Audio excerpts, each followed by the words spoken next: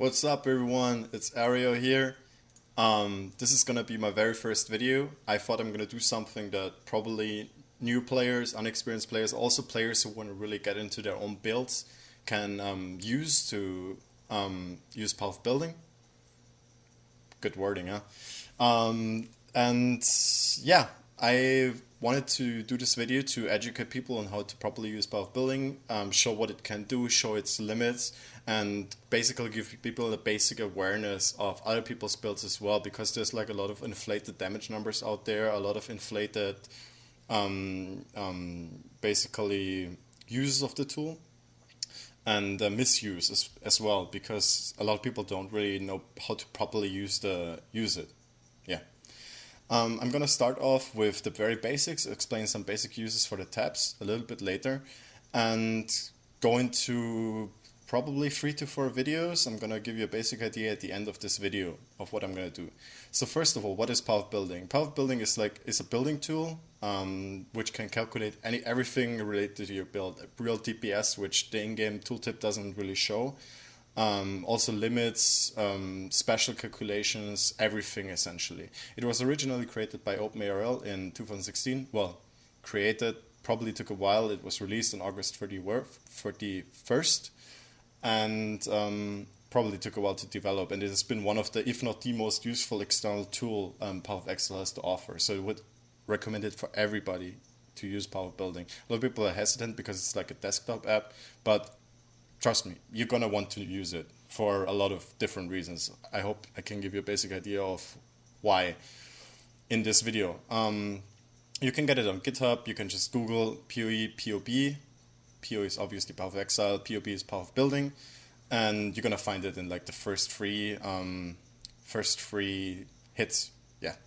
I would say path of building has mostly 3 uses. The first one is getting a basic idea for your build. If you want to just, you want to do something and you want to just see how it stacks up, getting a basic idea for your tree, planning your tree out, and also adding some basic gear in. This is what we're going to do in the first and second video.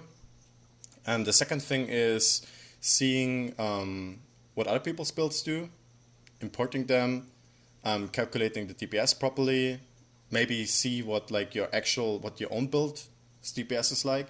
And the third one is just having fun with it. Like if you want to do something really stupid like custom def and you just want to see, oh my god, I could get, with gear that's available, I could get like 3 million Shaper DPS. Whatever. Don't do it, by the way. But you could in theory do that. Like it has a lot of things you can do with it. Alright, so now let's get into the app itself. When you first click it, you're going to see something like this. Well, not like this because I've played around a lot with it. I am going to do a new folder. I already did that here, but you could, of course. PoB series, and then you're gonna click new, and that's like your empty tree. It looks a little intimidating, but believe me, if you get used to it and you have some more experience with it, it's really not all that bad. So let's get into tabs first. Import, export. This is if you want to import from an account. This is my account name. If you want any help, just whisper me in game. Build sharing, generate a Sheriff Pastebin. This is the code you usually see. You can generating Sheriff Pastebin, then you generate the code and you can just share it with other people, your friends, online if you need any help, whatever. And then you can also click import from Pastebin, just copy in this link and just import the tree and the items and everything. And all the text already tagged, clicked, ticked, yeah. Alright, so this is the tree. This is the first step we're going to talk about. The most important things here are class and ascendancy. We're going to do for this video a very basic tree of a chieftain. So I'm also already going to choose Marauder Chieftain here. And you can also do different trees here, like you can make more than one tree if you want to do different levels, for example, for whatever reason. You can also tick this box, show node power. It's going to show you which nodes give you the most damage at the current point in your tree. I don't really tick this box because it's not all that useful really, but it can help you if you have like choice between two things overall. Alright, great. So, next one is skills. You're going to put in some skills here. For example, you can go, I'm going to do Consecrated Path, so let's put that in. Yes. If you have more than one skill, for example, let's put an arc. Don't do this, by the way, the combination is horrible. But you could, then you can change between the skills here. You can also add, like, you could put new now, And everything that's calculated is calculated for this skill you have in here. So gear, everything is calculated for this one. So for right now, Wrath would be the highest damage increase. It's not going to be when the build is finished, but for now it is because it doesn't have anything on 3. But you could have been Wrath and then your damage would increase. Let's delete this for now. You can also change base, gem level, and gem quality. At base is 20-0, but you could put in 20% quality if you can afford them for some reason, or you have already flipped them. I'm going to put in 19 now because this is more designed as a starter or a cheap build, and you might not have level 20 or quality above 0 yet. And let's go to items. This is going to show all your sockets. If you have more than one, for example, then you could click body armor and change between the two. Uniques or rare templates. Both of these show up on your screen if you have a bigger desktop. I have it on my second screen, but I'm using my first screen now, so it's just like one. You can change between the two. You can choose the basic type, or if it's not detailed enough, you can go here for every specific type, like 200 mace, 200x, whatever. Flasks the same. Rings, everything, it works pretty much all the same.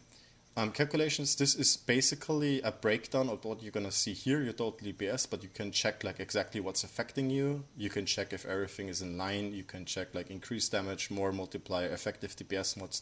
This is mostly penetration, damage taken, reduced resistance and stuff like this.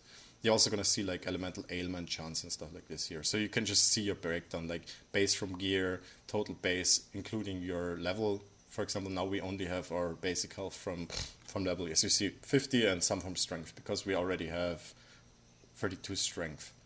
Notes is almost useless. It's only really if you want to note something for yourself or for somebody who wants to look at your tree.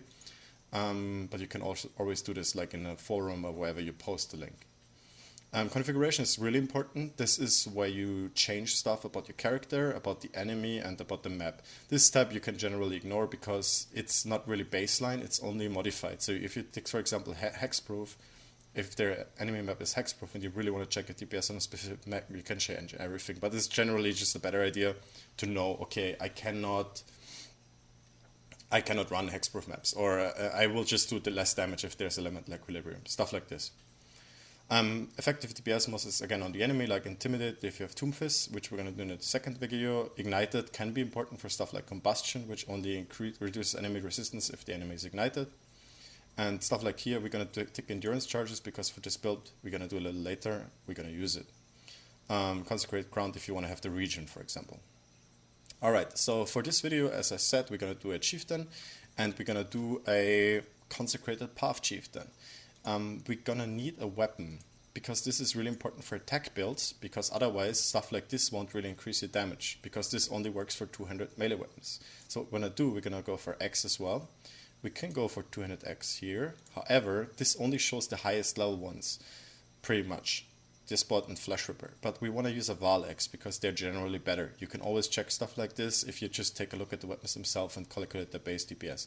So we're gonna go over here, craft item, go to 200X, and now we can choose all bases in the game. We don't want to use any of the lower ones, we're going to use a Val X.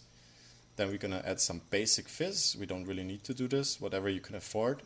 Adds Fizz and increased Fizz damage, these two are the most important ones, and attack speed, because we're going to go RT, we don't need any crit. We're going to put this in here. Something like this should be fairly cheap, like a 500 DPS Val X.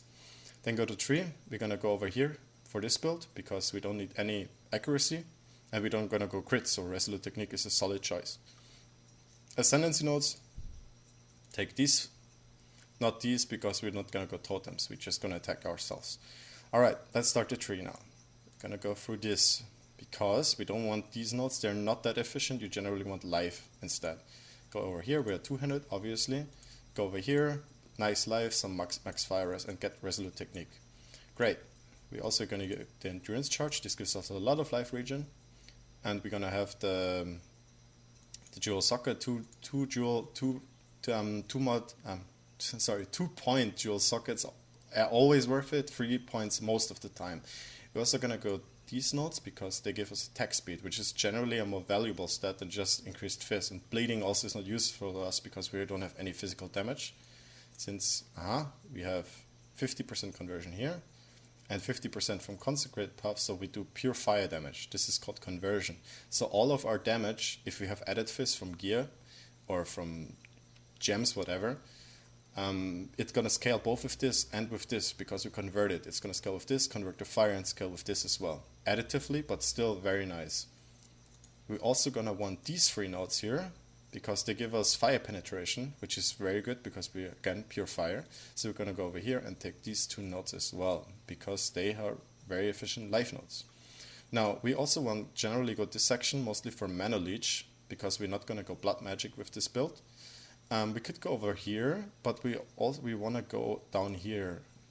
It shows us these 2 nodes, but these 2 nodes are better because dexterity we're going to need for stat requirements. We generally want to get 111 dex and 111 intelligence from gear and or tree because of gem level requirements. Like concentrated effect, for example, needs 111 at level 20. We're also going to go for these nodes. They're very nice life nodes. We can go more life later here and take berserking as well. Very good attack speed nodes. Go over here. Take these nodes, attack speed, life. Go over here, again, take attack speed over increased fist damage. It makes you faster because this build is going to use Leap Slam, and it also is more damage usually. So attack speed on jewels and on gear and everything is usually better for ease, for comfort of use, and for speed, and for damage. So it's GG. Again, get attack speed, physical damage here, go over here. We could go, instead of this node, but personally I would rather take this node for ease of use, because it's a very nice node. If you, for example, Enduring Cry is going to be our endurance charge sustain on single target, so this is going to help. Like, if you forget Enduring Cry, or you just can't for a while, or don't generate any charges, I would rather take this node.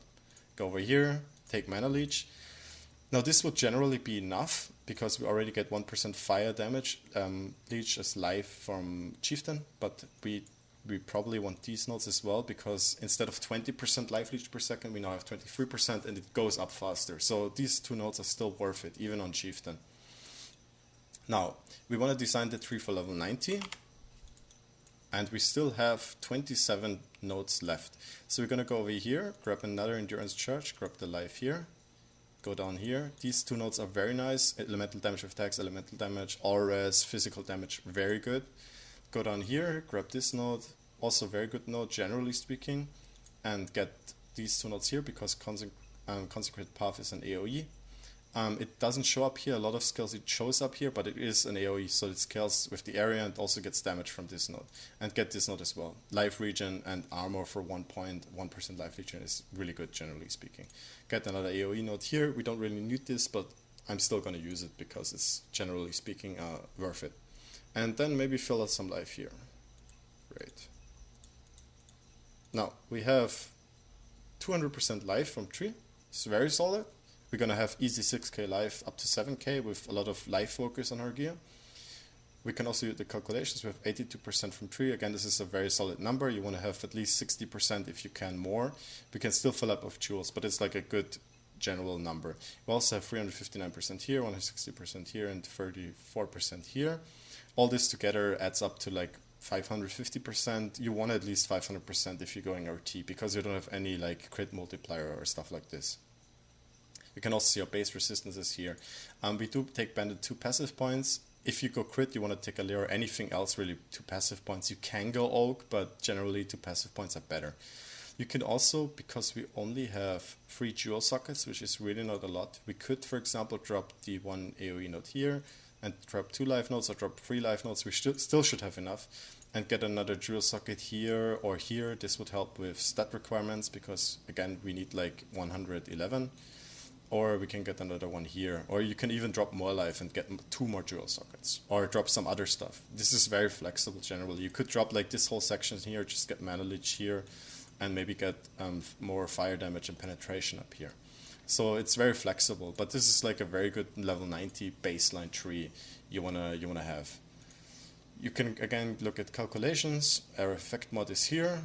1.3 is not amazing, but we're going to use increased area effect. In any case, we already have 12.6% regen. If we now go to configuration, have you been hit by fire damage recently? Which happens a lot because Chieftain converts 10% of fizz you take, so all fizz hits basically give you this effect. And you're also going to be on consecrated ground all of the time because of consecrated buff. And look at this, 20% regen. This is amazing. This is a lot of regen. Plus 23% leech. For example, in this build, we could tick, are you always on full life? Because you have so much regen, you can reliably say, I have a lot of life reach. I have a lot of life regen, I'm going to be on full life most of the time. It's going to give you a good multiplier. You only want to tick this if you're in a situation like this, or if you're Slayer, for example. Because otherwise, if you have like 2% regen and just some life leech, you don't want to tick this usually, unless you have like a lot of evasion or dodge or something like this. This is going to be another very nice multiplier. So as you see, I've ticked this one. This only appeared after I've chosen Chieftain. Again, some mods appear only if you do certain things.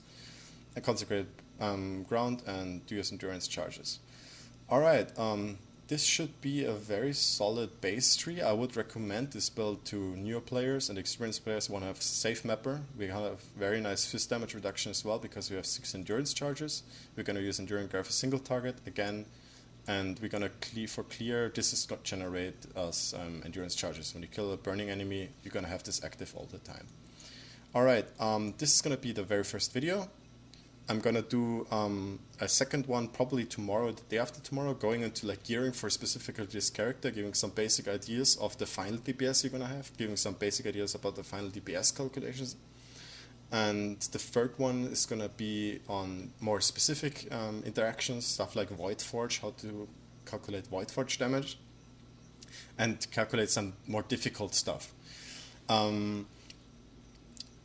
The fourth one, I might do a fourth video specifically on importing other people's builds and checking their actual DPS. If there's any interest in that, please let me know if you want to have any more explanation on a specific topic. I can build it into next videos or just give like a small addendum in one of the next videos. And I hope to see you tomorrow or the day after tomorrow. Peace.